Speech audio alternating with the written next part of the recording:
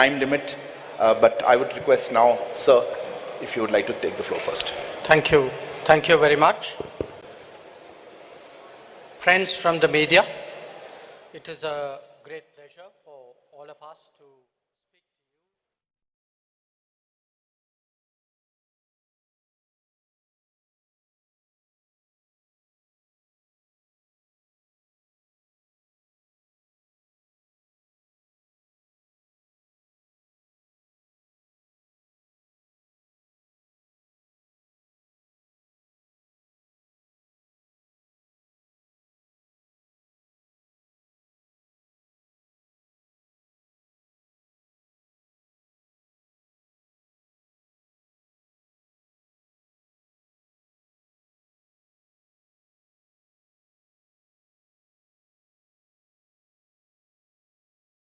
you. Speak on the results of the Sherpa track.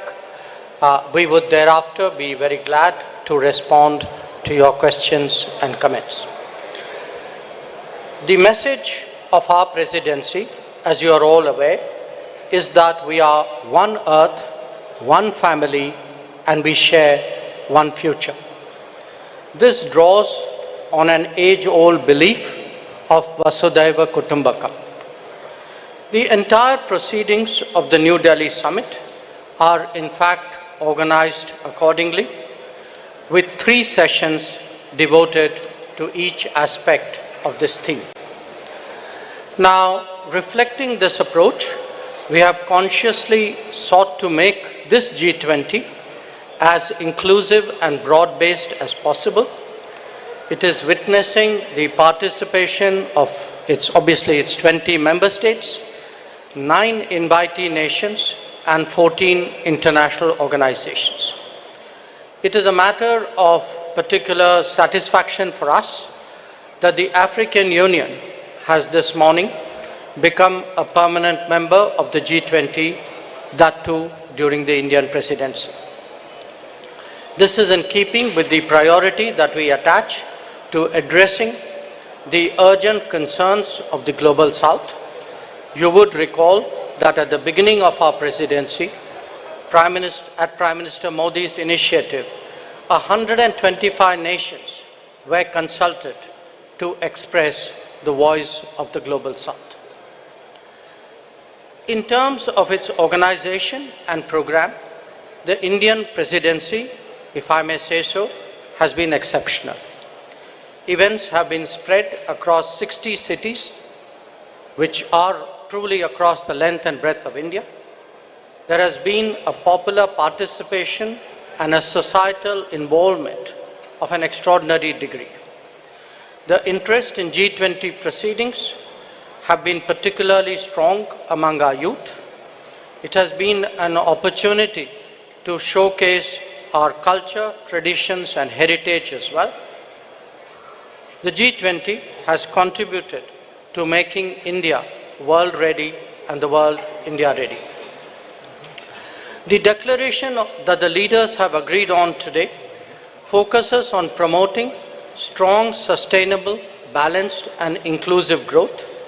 It seeks to accelerate progress on SDGs and has come up with an action plan accordingly. It envisages a green development pact for a sustainable future. It endorses high-level principles on lifestyle for sustainable development, voluntary principles on hydrogen, the Chennai principles for a sustainable and resilient blue economy, and the Deccan principles on food security and nutrition, among others. The transformative and inclusive role of technology has been highlighted with a focus on digital public infrastructure. The Indian presidency's proposal of a One Future Alliance has also been noted. The G20 has reaffirmed the fundamental importance of gender equality and committed to halve the digital gender gap by 2030. Recognizing that the post-pandemic world order must necessarily be different from the world before it, the leaders have also emphasized the need to reinvigorate multilateralism and reform international financial institutions, This is particularly relevant to managing global debt vulnerabilities. So, as you can see, there have been many far-reaching and very consequential policies and decisions that have been agreed upon today. Keeping all that in mind, I would, at this stage, request Finance Minister to highlight the key issues from the finance track. Thank you, Jaishankarji.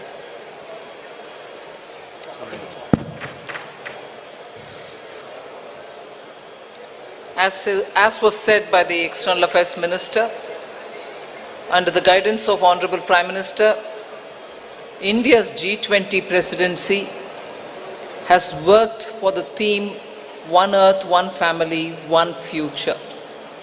So today we are in a position to adopt, through the finance track, people-centric, action-oriented and far-sighted approach, and as a result of which several outcomes of the finance track will certainly reflect these objectives with which we started the negotiations. It has been very clear in our mind that we should ensure that no one is left behind in our pursuit of global solutions. So we have endeavored to support countries, especially those from the global south, to be an integral part of the global decision-making process. The G20, as you all know, is a very diverse group. Each country is at different milestones of economic development, and their trajectory is also very different in achieving their developmental goals. So through well-curated debates and careful assimilation of all the perspectives, the Indian presidency has crafted solutions that resonate with each member, offering a shared path forward for all. Many action-oriented outcomes of this presidency contain comprehensive strategies that cater to the unique needs and aspirations of all developing nations. We assumed the presidency at a challenging time of geopolitical tension. The Indian presidency has worked to ensure that these divergences don't overshadow the core developmental outcomes or concerns of the global community that demand collaborative solutions. So today, as I look back at the 10 months of Indian presidency, I am left with gratitude and satisfaction. I can confidently state that the Indian G20 presidency has walked the talk. Now, let me share with you just some of the key achievements of the Indian presidency, the finance track. First one is the outcomes which are focused on strengthening the MDBs to address shared global challenges of the 21st century. So under this strengthening MDBs, there are 4 key highlights that I'd like to bring to your notice.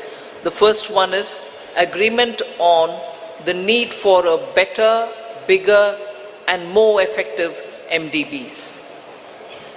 It is so necessary to have better, bigger, and more effective MDBs because the developmental demands from all across the globe is so high, these institutions will have to be better and bigger. This is also going to contribute to enhancing representation and voice of developing countries in the decision making. The second under the MDBs, strengthening of MDBs, is the G20 Independent Expert Group on strengthening MDBs, and this was established and it has submitted its volume 1. The first report, their report consists of 2 volumes. The first volume has already been submitted. The report recommends a triple agenda that dovetails with the call for the bigger, better, and more effective MDBs. The third point in strengthening MDBs is the agreement to collectively work towards boosting World Bank's financing capacity. Here the options will be explored that will deliver a powerful boost to the IBRD headroom to support low-income and middle-income countries. And the fourth, endorsement for the G20 roadmap for implementation of the recommendations of an independent panel on capital adequacy framework of the MDBs. So the CAF recommendations are focused on enabling MDBs to use their existing resources effectively. The roadmap estimates, this is going to be of interest for the media, the roadmap estimates that implementation of the CAF and the measures thereby will potentially yield additional lending headroom of approximately $200 billion over the next decade. So through these achievements, India has harnessed the opportunity provided by the G20 presidency to effectively articulate and embed the priorities of the global south in the larger global conversation on the MDB reforms. I move to the second, laying the building blocks for a globally coordinated and comprehensive policy and regulatory framework for crypto assets. The global push for clearer policies on crypto assets has gained momentum under the Indian presidency, and a global consensus is emerging on the same. The presidency will support the IMF and the FSB, and FSB is also setting the contours of the regulatory framework for a globally coordinated approach to crypto assets. So the presidency, with the support of IMF and the FSB, is setting these contours. The IMF and FSB synthesis paper, about which I've spoken to the media earlier, including a roadmap. On that, I just want to give my observation. This synthesis paper delves into how the policy and regulatory frameworks developed by the IMF and the FSB, alongside the other standard-setting bodies, will fit together and interact with each other. This paper is now available in the public domain for all of you all to see. The third one, which I'd like to draw your attention to, is the financial inclusion and productivity gains through digital public infrastructure. India, as you all are aware, through the India Stack, became the first country to develop all three foundational DPIs: the digital identity, the real-time fast payment, and a platform to safely share personal data without compromising privacy. So embedded this concept in the G20 financial inclusion agenda by formulating G20 policy recommendations for advancing financial inclusion and productivity gains through digital public infrastructure. This set of recommendations cover 5 aspects: use of DPIs and accelerating financial inclusion, fostering well-designed DPIs, regulatory and supervisory aspects of DPI, institutional and governance arrangements by DPI, and ensuring customer protection. So DPI has also been integrated into the G20 Financial Inclusion Action Plan, the FIAP, which will run between 2024 and 2026. That's a strong legacy of the Indian presidency. We also assume the co-chair of the Global Partnership for Financial Inclusion. The implementation of the Financial Inclusion Action Plan, as well as the policy recommendations on DPI, will remain as areas that will continue to be heard across the G20 forum. So the fourth one, which I'd like to highlight, is the debt resolution under the common framework and also beyond the common framework. Since its establishment in 2021, only Chad as a country has had its debt restructured. The others have been waiting. So since India took over the G20 presidency, good progress has been made in the ongoing country cases under the common framework of debt treatment, and the 3 countries in that are Zambia, Ghana, and Ethiopia.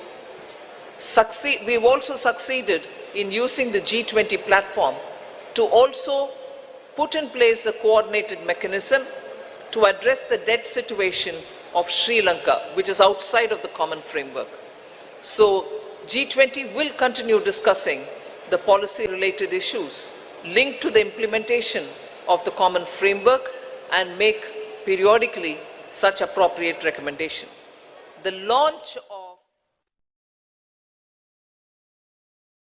which is co-chaired by IMF, the World Bank, and also the G20 Presidency, to enhance the conversation among the various stakeholders and address current shortcomings in the debt restructuring process. That has now become an institution which is actually acting as a catalytic agent in getting resolutions done faster. The fifth point under the finance track, which I'd like to bring to your notice, is the financing of cities of tomorrow. Key concerns of the low-income countries and emerging markets is always been to mobilize resources for financing sustainable, resilient, and also inclusive cities of tomorrow. The G20 principles, which are issued for financing cities of tomorrow to promote effective and efficient use of financial resources to support urban development that is socially inclusive, environmentally responsible, and economically sustainable, are now all under the framework of the principles which have been used.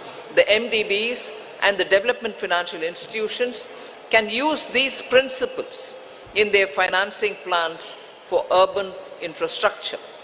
The sixth, which I'd like to quickly draw your attention, is the two-pillar solution on global taxation, the international taxation. We've made substantial progress in the two-pillar solution, and the work has also happened on the exchange of information on immovable property transactions between countries. There is a launch of the pilot program of the South Asia Academy in India for tax and financial crime investigation in collaboration with the OECD. The seventh, on which I'll elaborate, is mechanism to support the timely and adequate mobilization of resources for climate finance. Till date, the conversation was focused on calling on developed countries to say, where is that $100 billion US dollars, which didn't come. But Indian presidency adopted an action-oriented approach, and the G20 explored mechanisms that can support timely and adequate mobilization of resources for climate finance, facilitating access to multilateral climate funds and enhancing their leverage and ability to mobilize private capital has also been our focus. Special focus again on development, demonstration, deployment of green and low carbon technologies. Now the list of outcomes, I've pointed out 7, just 3 more which I'll not go into the detail, but you can take it as enough has been done on that. I'll also put it out for your consideration. Scaling up sustainable finance for social sectors, health and education. Technical assistance for capacity building. Then global conversation on transition policies, especially to include range of options, both on pricing and non-pricing. And the third one, enhancing finance health collaboration so as to cover many other work streams as well. So I listed out 7, elaborated on them, 3 others which have not elaborated, but on all of them, substantial progress and outcomes have been achieved. India's received tremendous support from the G20 members across the table. The outcomes of the Indian presidency are a testimony to India's commitment to multilateralism and for international cooperation. We assure the upcoming Brazilian presidency of our strong support and to continue the momentum on key issues of global importance. I now hand over back to Minister Jaishankar. Thank you, Nirmala ji. May I now request G20 Sherpa Amitabh Kant to bring out the major outcomes from the Sherpa track. Thank you, Minister. So first of all, when we started India's presidency, the Prime Minister had said that India's presidency must be inclusive, it must be decisive, it must be ambitious, and it must be action-oriented. The New Delhi Leaders' Declaration has 83 paras in all.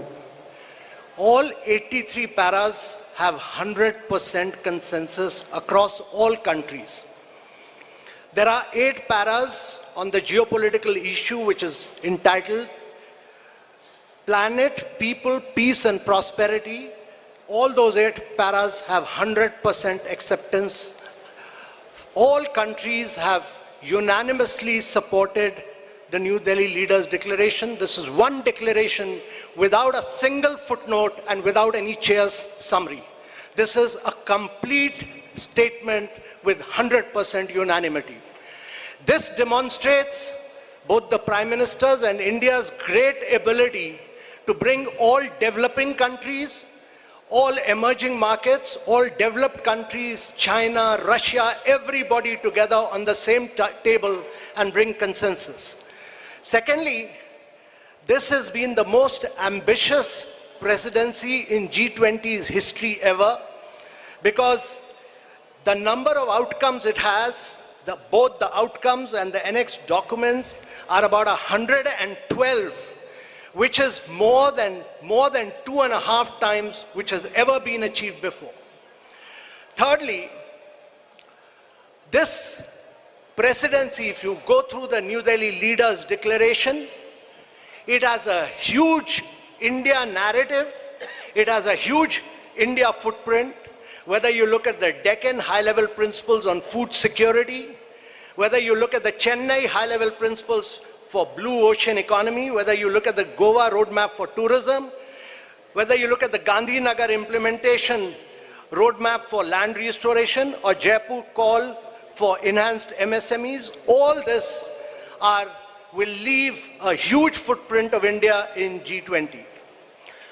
So one of the key achievements to my mind, one is that we've achieved a very major green development pact in today's world of climate action and climate finance. Every single country has come together to focus on green development pact, which has financing, which has focused on global greenhouse gas emission by 43% by 2030, which has a doubling provision of adaptive finance by 2025, which has a global biofuel alliance, which has completely new principles of life for sustainable development, which has ending plastic pollution, which has reducing disaster risk, and a whole lot of other components put together as the Green Development Pact of the leaders of G20 countries for a greener